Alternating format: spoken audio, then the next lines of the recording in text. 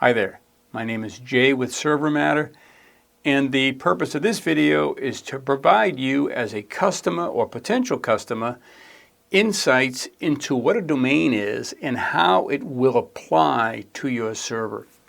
Domains have been around a long time, and their essential function is to provide a single sign-on method for which all employees can have a single username and password, and they can be provided access to the resources on your server.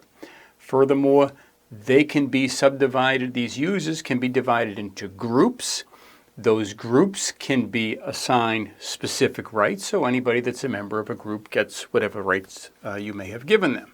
Some examples of that are maybe you want a certain group to have access to your project management software. So you would mark John, Sharon, Bob. These three have access to the project management software, but the bookkeeper doesn't, or the marketing staff may not. It can be done in all sorts of ways. Not to say they wouldn't need a project manager too, but this is just an example. Some may have access to the shared calendars.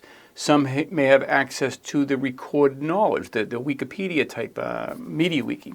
Some may have access to the password management. Having a domain allows you to create users and determine who has access to what.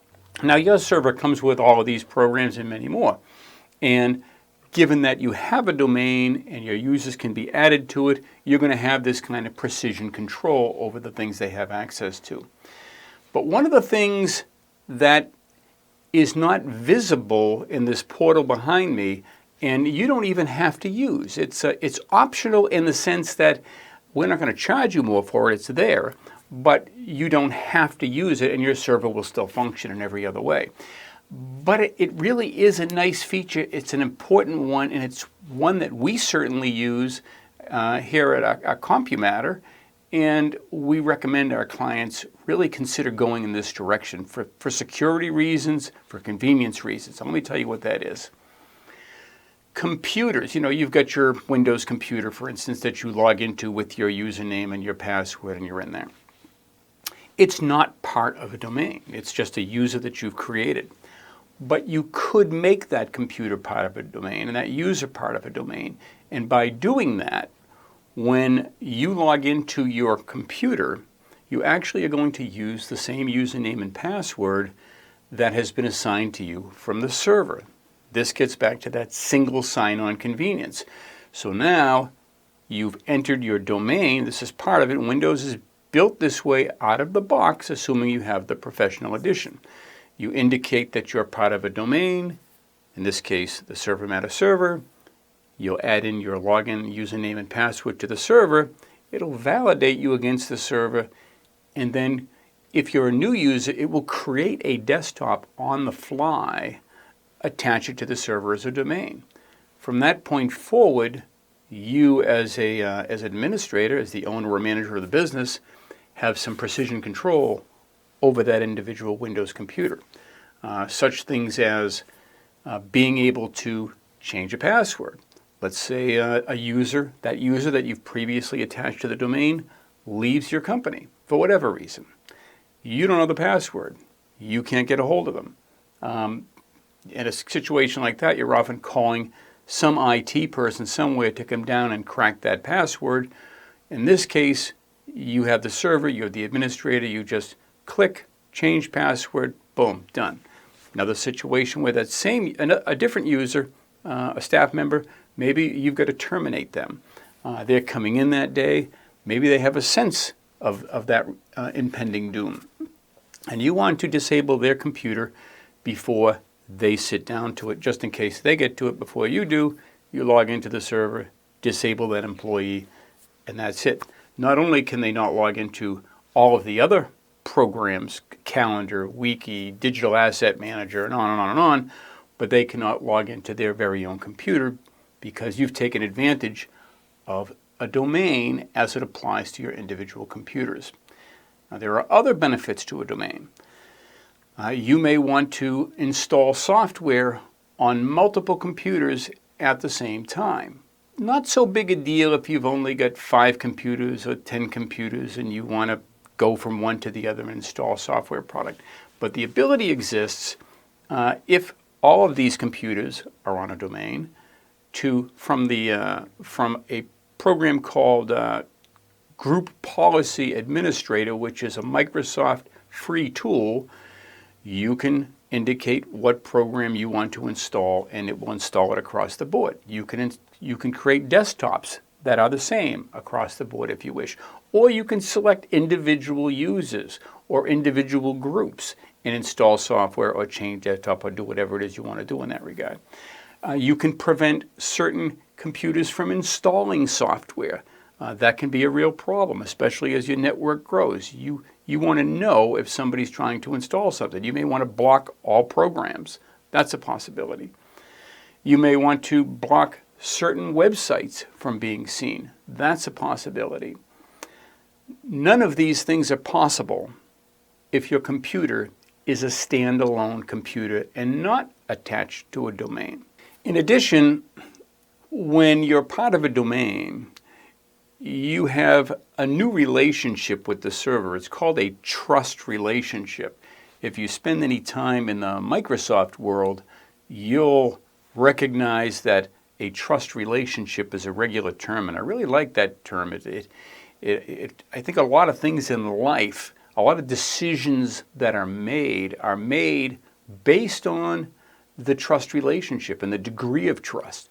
Well, once you've signed into the computer and attached it to the domain with that user, from that point forward, anything that requires access to the server directly, the wheel will be greased just a little bit more, meaning you won't be asked for your username and password nearly as frequently because it will know you logged into that computer as a valid domain member, so it knows you're a member of the server and it gives you access to the things you're supposed to have access to right off. Again, the size of your company can play into this a little bit. Frankly, I would want to have a domain in my company. If I had anything over 3 or 4 users, it becomes convenient enough. If I get to 10, 15, 20 users, 200 users, whatever the number is, then it literally becomes a requirement. You have to be on a domain because the types of issues that I've just discussed with you become so out of control that it can unravel your company. So this allows you, and that's the purpose of a domain as it applies to your computers and these group policies that I just talked about. It gives you a way to really ratchet things down. Now, you may choose to become to let that computer and user become a member of the domain, okay, but not utilize any of these features that I've just described. And that's okay. At least you can if you want to. If the need comes up, you're able to. Otherwise, every computer is an island. And the person in control of that island is whoever the person is sitting behind the desk of that computer. It's just that simple.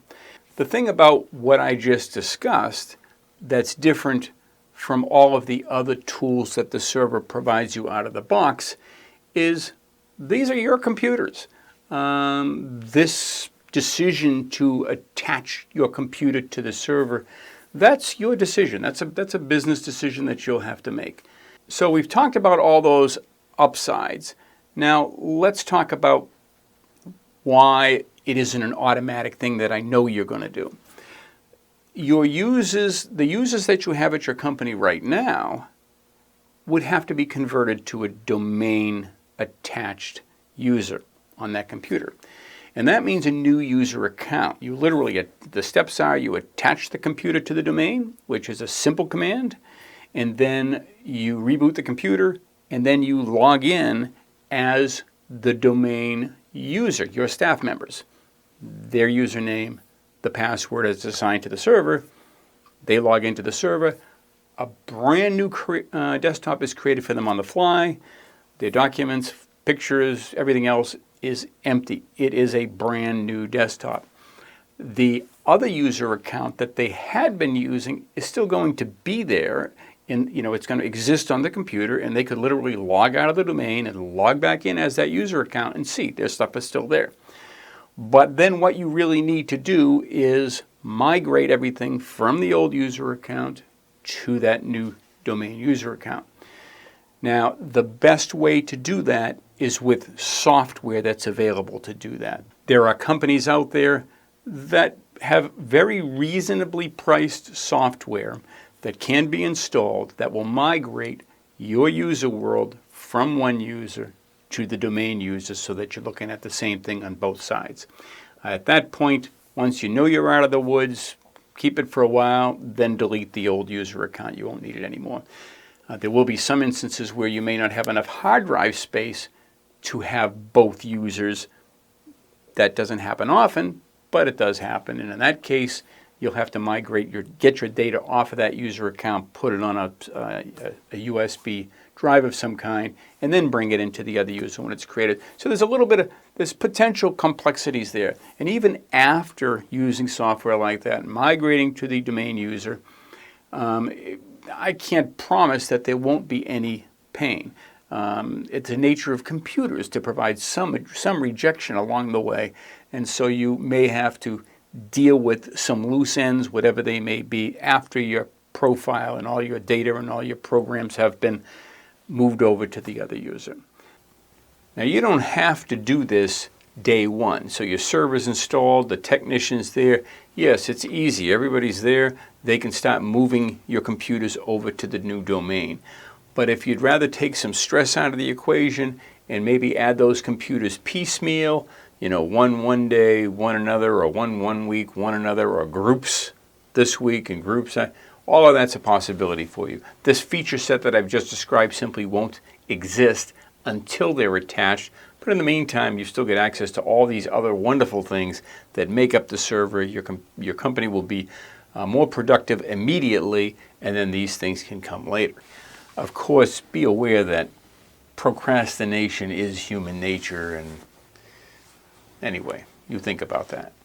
New users, they don't have any of that to deal with. If you hire the next new staff member that comes in the door, there's really no reason not to attach them to the domain, and then you would have all the benefits that I've just described without any of the pain. Now, you can pay us to migrate these user accounts to the domain. You can choose to do it yourself. We're happy to provide you some links to the software involved. You can hire a local technician in your area besides us to do this. It's all okay with us. We just want to make sure you're aware of the power that tool has, and so that you can make an informed decision. And that's it. I hope that you have found this video to be informative. The purpose of the video, once again, was just to teach you about how your server's domain can have a relationship with your individual computers if you choose to. Thanks for watching. Bye-bye.